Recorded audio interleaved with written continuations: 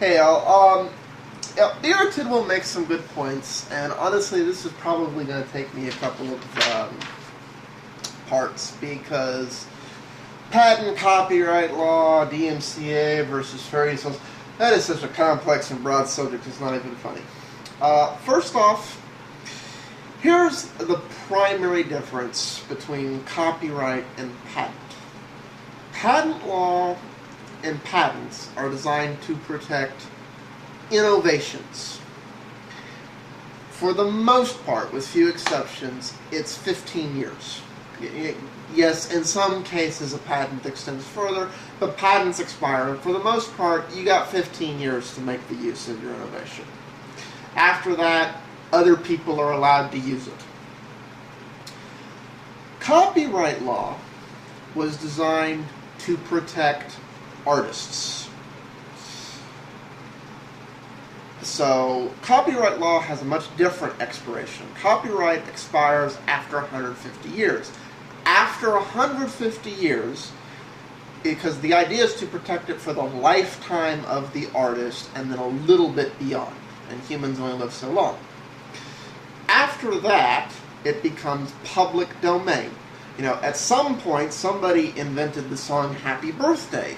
When and who the heck knows? It's public domain now, as are many classical music and other things. Not that I'm saying Happy Birthday is classical music, but, you know, it's like all of Beethoven, you know, Shakespeare's public domain. It's like, because this stuff is older than 150 years.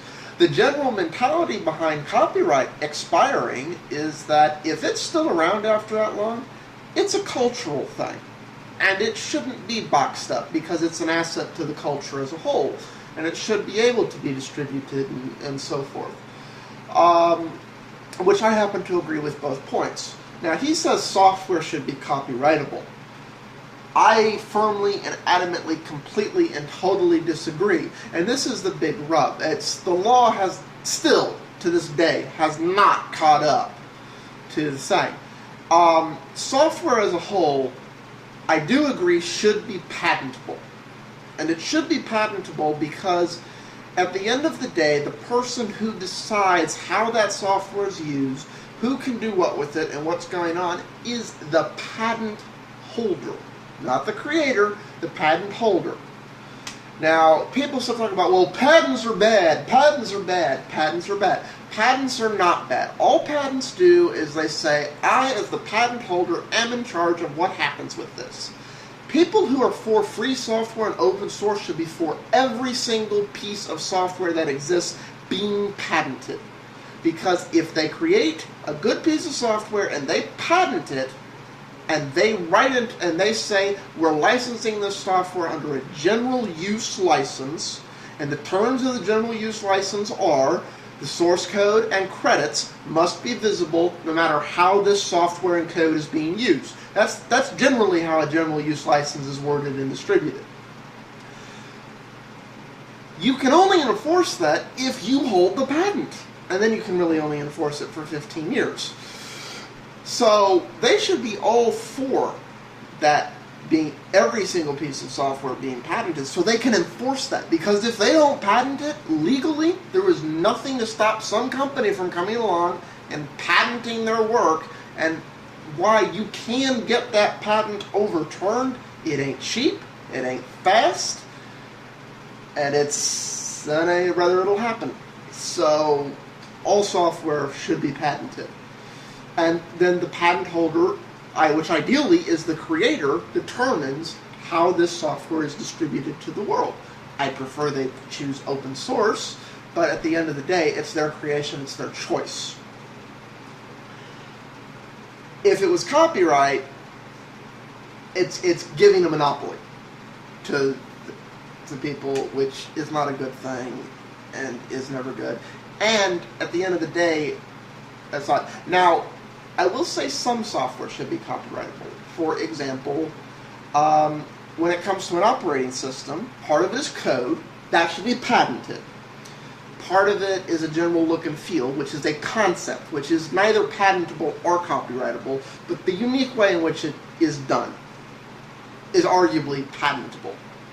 But if somebody manages to come up with a similar solution in an entirely different way that happens to do the same job, because there's only so many ways humans work, then that's not infringing on the specifically narrowed down patent. However, there's other things in an operating system, such as the look and feel, a lot of which is artwork.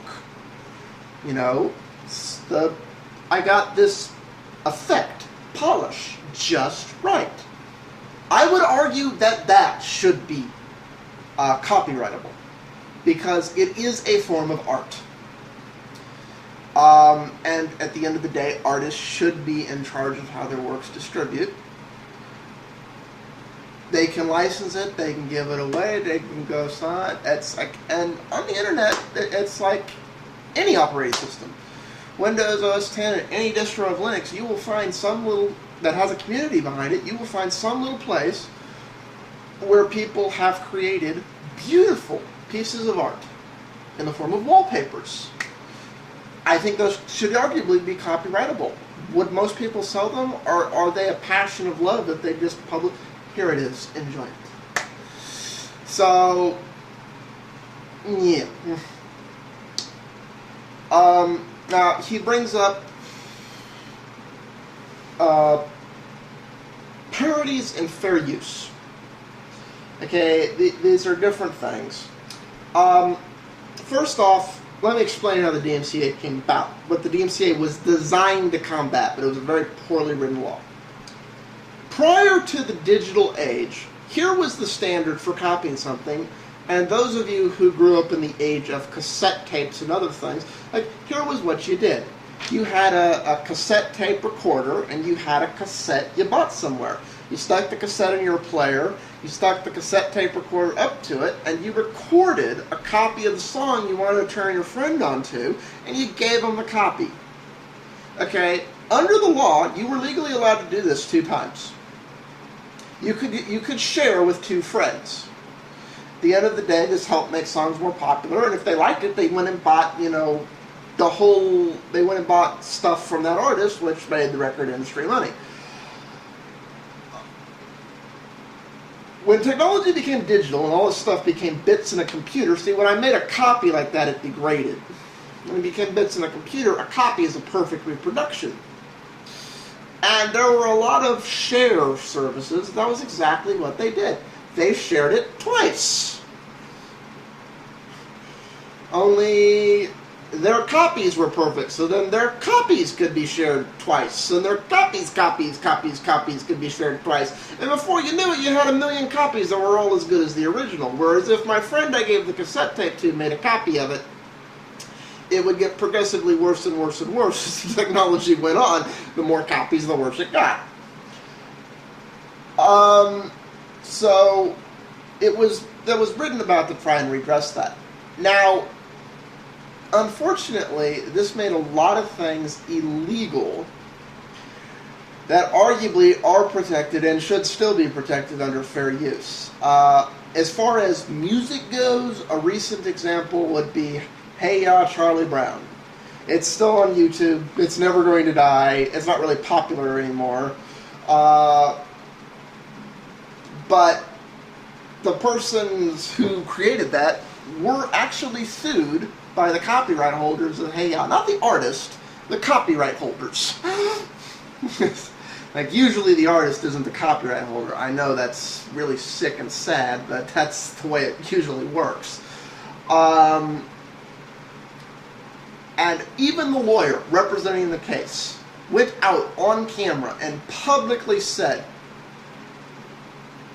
I am required to represent my client's wishes, but I personally think this case has no merit. The case didn't actually go through court. It was settled. But that's how far over here the pendulum's gone. I will further expand on that in the next part because I am up on time. See y'all.